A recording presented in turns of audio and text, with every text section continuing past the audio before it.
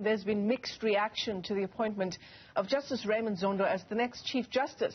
The EFF has called the move factional, while the Judicial Services Commission has welcomed it. Yeah, Zondo will officially assume his duties come the 1st of April. His appointment is contrary to the JSC recommendation of Justice Mandisa Maya, who's currently the President of the Supreme Court of Appeal.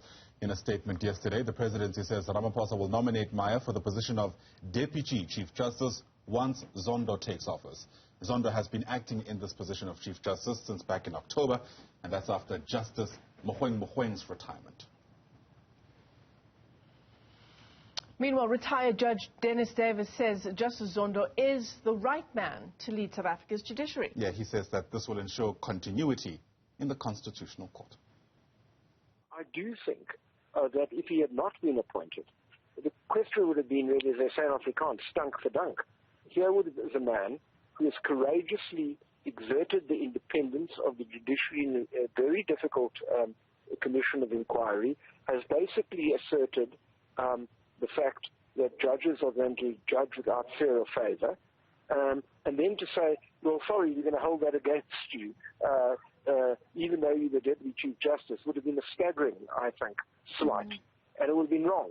And I do think the fact that that the President has made this appointment is a assertion, one, of his seriousness that he's taken the Judicial Commission of Inquiry, and two, it is true that it has asserted the level of continuity that the Deputy Chief Justice becomes the next Chief Justice. More reaction for you now. Research and Advocacy Officer at Judges Matter, that's Mbekezeli Benjamin, says Zondo's appointment comes as a surprise. He says Justice Maya performed best during the interview process.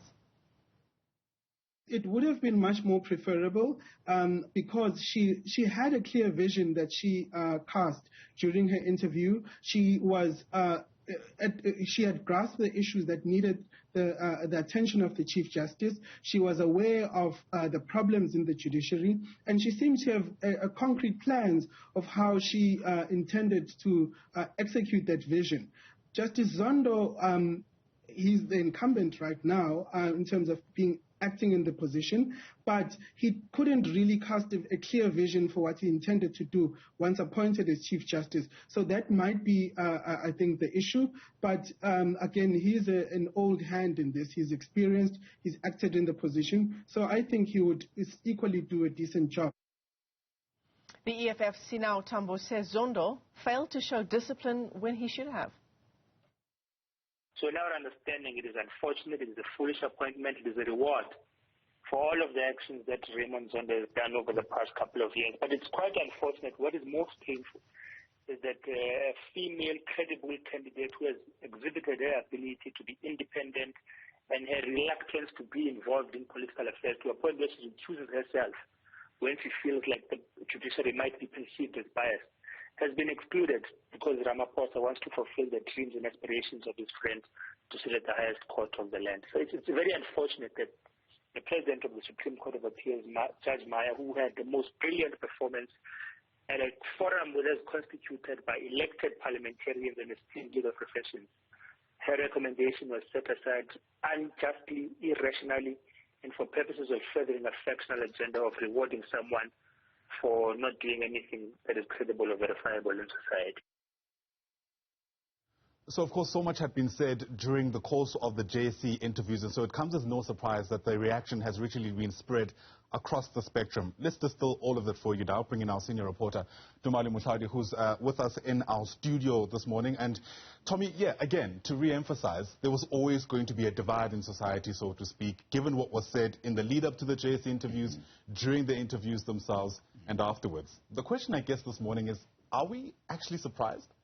I think we are surprised because I think for the layman on the street, with the JSC interview process and Justice Maya being shortlisted, and then of course the JSC making the recommendation to the President that her name be the one that be considered for the top job. And then the reaction, because also you must remember that the JSC did say quite emphatically that of course the appointment itself is at the pleasure of the President. So they would make their recommendation as the Judicial Services Commission. option, and then the president will then weigh up the options and see what is best. So certainly a lot of reaction in terms of surprise, a lot of reaction then in terms of disappointment, because there was almost a pre-celebration as the nation anticipated that it would have its first female Chief Justice, something that would speak to the transformation agenda that the JSC and the judiciary itself is looking to implement in terms of seeing gender representation, racial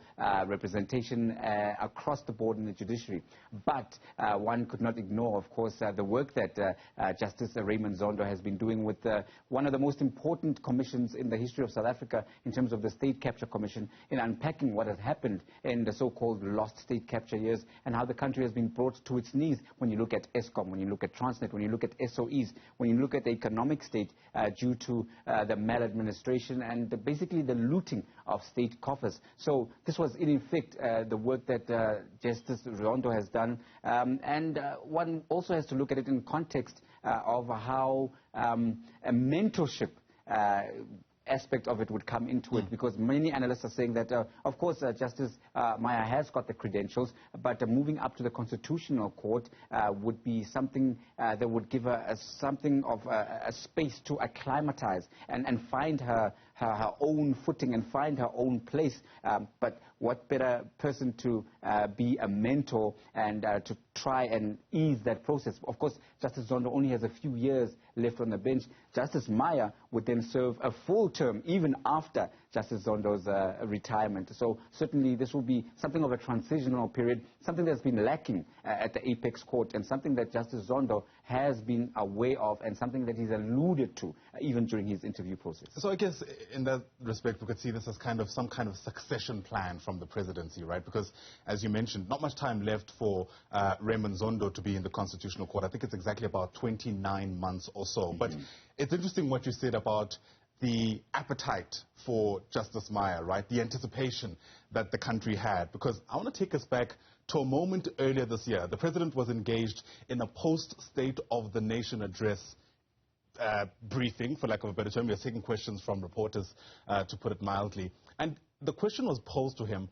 about how he feels the JSC had conducted their interviews and whether or not the recommendation that they gave is something he backs. His response was very interesting. Take a listen to this.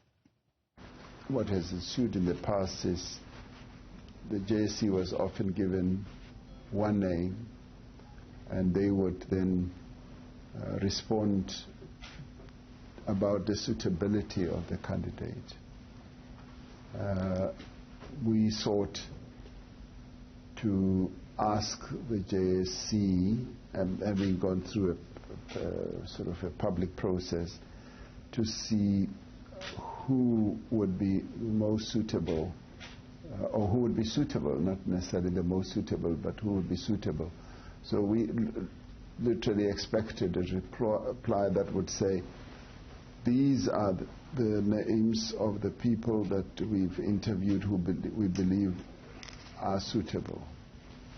They went over that, and they nominated a person. Now, that does not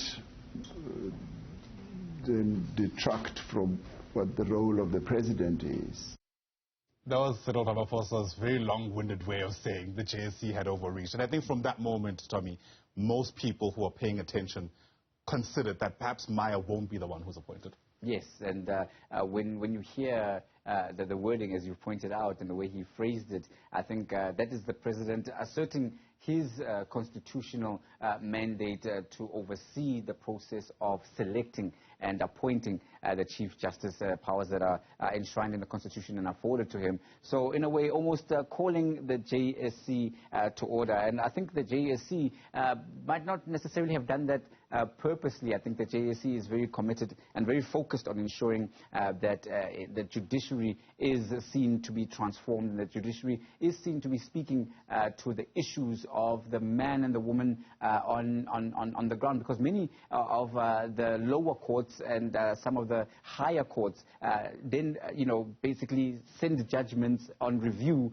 to the Apex Court. So the candidate has to be very conscious of what is happening. And we are seeing a lot of these state capture related matters now coming through before the courts. The NPA has been hard at work to ensure that it also capacitates itself and gets prosecutors who are ready to tackle this thing. So when you have Justice Zondo, who's been at the helm of the State Capture Commission of Inquiry, he would be best versed to know exactly what are the inner workings and what would be before the courts, even if matters are referred to the Constitutional Court. Now, when you have Justice Maya as his deputy watching this whole process and seeing exactly what the lay of the land would be, even after Justice Zondo's term of, office, so to speak, expires, right. She would then be well appraised, because having worked under him, she would be aware about what is happening and what needs to be done.